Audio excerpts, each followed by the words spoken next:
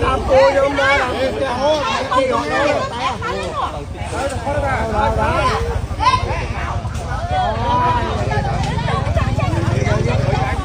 đâu dùng đó đi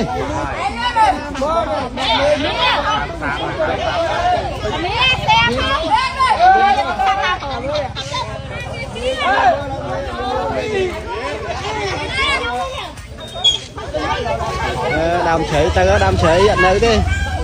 thôi rồi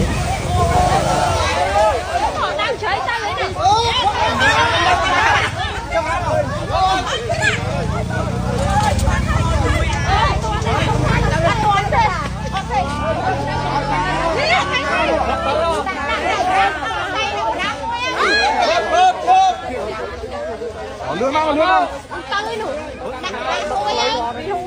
bên đây phải kiếm ăn thử